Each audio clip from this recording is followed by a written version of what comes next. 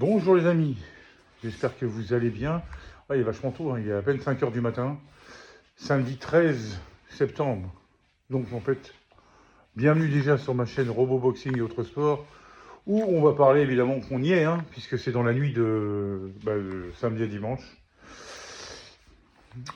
Au Light Giant de Las Vegas, un stade, ouais, stade de l'équipe de baseball de Las Vegas, je crois, ou de football américain, je sais plus. Où va se passer évidemment le championnat du monde super moyen entre Saul Canelo Alvarez et Terence Bud Crawford. Ah bah on y est, hein. On y est. Bon bah il était temps parce que bon c'est vrai que toute la semaine, bon moi, c'est pas grave, hein, je pourrais manger de la boxe tous les jours et tout, mais c'est vrai que cette semaine sur Insta, enfin sur les réseaux sociaux, là ils ont gavé à mort, mais gavé à mort, de tout ce qui se passait jour après jour, donc une semaine avant le combat.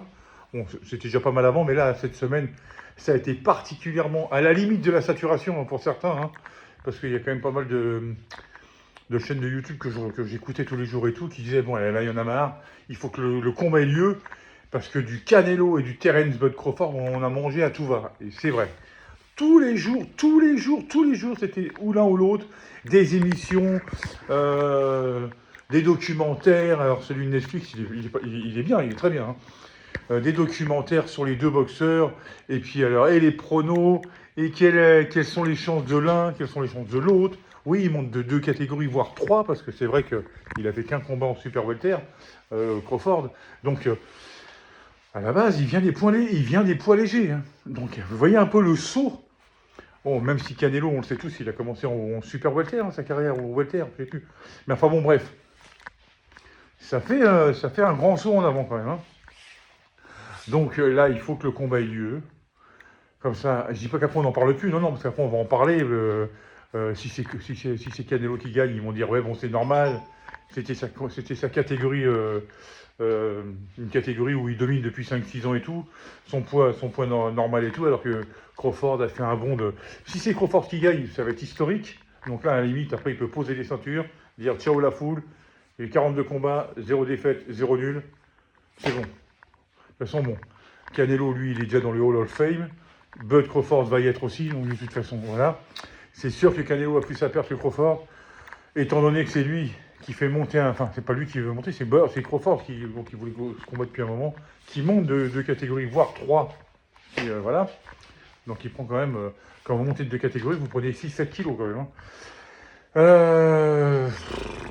Que dire de plus, puisque moi, mon prono, vous le connaissez.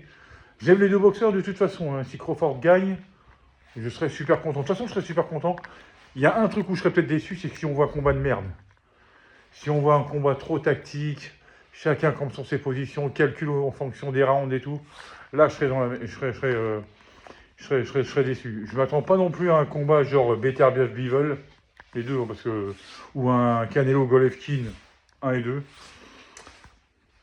où ça se rentre dedans et puis c'est une guerre, mais une guerre totale pendant 12 rounds. Mais je demande pas non plus, je veux surtout pas un Canelo Skull, où le mec il tourne et puis il fuit tout le combat. Voilà, un combat où tout le monde calcule, ouais, Mayweather Pacquiao, 2015. Ah, ils sont montés trop tard, mais enfin bon. Voilà, mais là c'était vraiment trop tactique.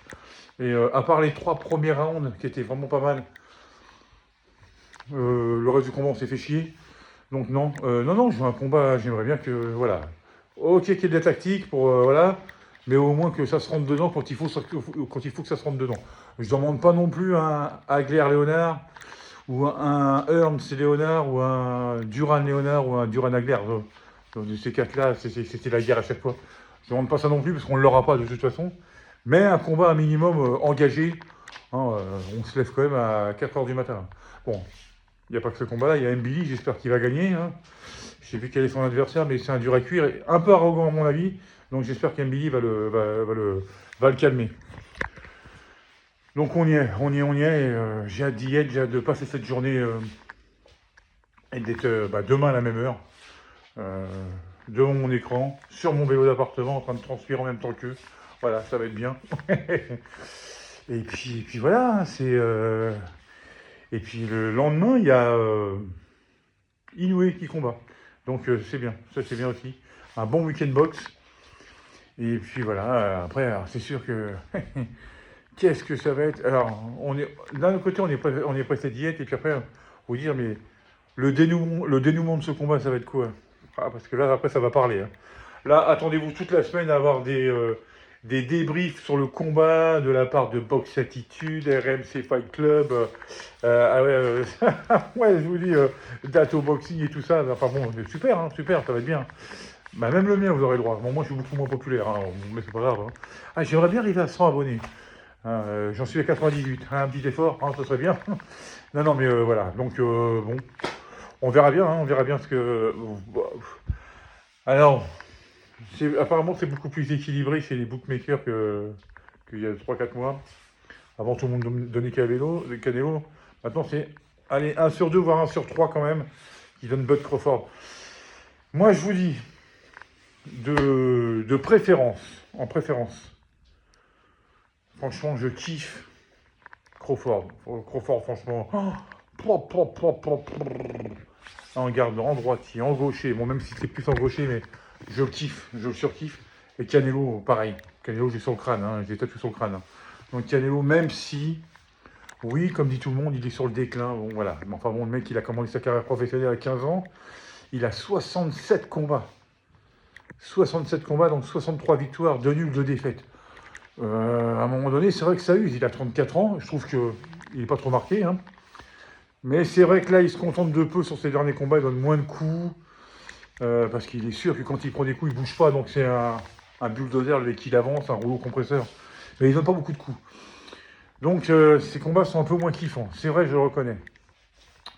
Alors j'adore les deux.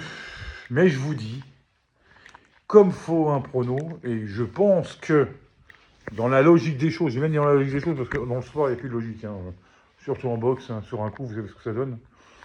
Je pense que Canelo va l'emporter sur décision partagée. Ça, c'est mon prono. Je vous l'ai donné il y a au moins 2-3 mois déjà, je pense. Je ne sais plus, pour regarder sur les anciennes vidéos. Mais je dis Canelo par décision partagée. Ça va être serré. Et si jamais il devait y avoir un KO, je pense que c'est Canelo qui mettra KO Crawford. Canelo, personne ne le mettra KO. Il a combattu Kovalev, il a fait 36 rounds contre Golovkin, il a combattu Bivol, et il en a pris. Hein. Il en a pris des coups. Il en a distribué, mais il en a pris. J'ai jamais vu, même ne serait-ce que fléchir. Oui, un combat dans sa carrière, mais il était tout jeune. Ouais, oui, je sais plus que. Alors, ça, c'était même bien avant Mayweather, où sur un combat, il prend un crochet du gauche, et puis il perd l'équilibre, il est contre les cordes, puis après, bon, après, il se reprend, puis il le met KO, mais c'est la seule fois. En Crawford contre Gamboa, il s'est fait secouer contre un inconnu, là, je sais plus, ça finit par. C'est un grec, je crois, je sais plus. En début de combat, il s'était fait surprendre, mais moi j'avais été surpris, j'étais sur mon vélo d'appartement, j'étais là, ouais, qu'est-ce qu'il nous fait, la Crawford? Qu'est-ce qu'il nous fait? Après, il s'était repris, et puis il l'avait dominé, mais bon, après, c'est pas grand-chose, mais je pense qu'il y aura 12 rounds, parce qu'il y a quand même certains que j'entends dire, Canelo va le finir, il va y avoir arrêt de l'arbitre et tout. Je crois pas, Crawford, c'est un dur au mal aussi. Hein. Donc non, je pense ça va aller au terme, et je pense qu'il va y avoir une décision, voilà. Je pense que Canelo va conserver ses ceintures. Par décision partagée, je vous dis. Pour Crawford, ça ne changera rien. Il aura pris le risque de monter de... On va voir. Hein. Si c'est l'inverse qui se passe, si c'est Crawford qui gagne par décision, je serais super content. Hein. Je serais super content. Mais là, à mon avis, si Crawford gagne, il y a une revanche directe. Ouais. Autant si Canelo gagne, je ne suis pas sûr qu'il y ait une revanche. Mais si c'est Crawford qui gagne, il y aura une revanche. Hein. Canelo, il va dire... il va pas vouloir en rester là, ça c'est moi qui vous le dis. Voilà les amis, je voulais faire une dernière petite vidéo avant que les deux hommes se retrouvent sur le ring demain, dans la nuit. Je pense que le combat vedette aura lieu dans les aventures de... Malheureusement, maintenant c'est vachement tard. À l'époque, le combat vedette avait lieu entre 4h et 4h30 du matin. Maintenant, je crois qu'il l'annonce à 6h30 du matin. Donc, ce qui fait que ceux qui veulent d'entre vous, ceux qui veulent assister juste au match vedette, vous n'avez pas besoin de faire une nuit blanche. Vous pouvez dormir tranquille, vous vous levez à 6h, 6h30, je pense. C'est ce qu'ils ont prévu. Levez-vous un petit peu plus, un peu plus tôt, comme ça vous êtes sûr de le voir. Après, si vous voulez voir Mbili et tout, là, il faut plutôt se lever vers 4h du matin. Enfin, après, on est dimanche, hein, vous dormez l'après-midi, C'est bien. Hein. Voilà, de toute façon, moi j'ai l'habitude de me lever super tôt, donc pas besoin de réveil. J'ai toujours été comme ça. La preuve, je suis debout, je sais pas, il est quoi, il est 5h, 5h15, un truc comme ça. Donc voilà. Pardon, excusez-moi. Donc voilà, bah voilà, ça fait 10 minutes que je vous parle sur cette petite vidéo. Donc voilà, on va se retrouver demain après le combat pour un petit débrief. On verra bien si j'ai eu raison. Et des fois, il y a des périodes où je suis bon en prono, puis il y a des fois, je suis complètement à côté de la plaque. Ça peut arriver. Et puis on verra bien. Hein. Bon, bah les amis, je crois qu'aujourd'hui, il ne va pas faire terrible hein, comme temps. Je vous souhaite à toutes et à tous un super samedi. Profitez bien des uns et des autres. À bientôt pour une nouvelle vidéo. Et en attendant, prenez bien soin de vous. Allez, ciao, ciao, ciao, ciao, ciao, ciao, ciao, ciao.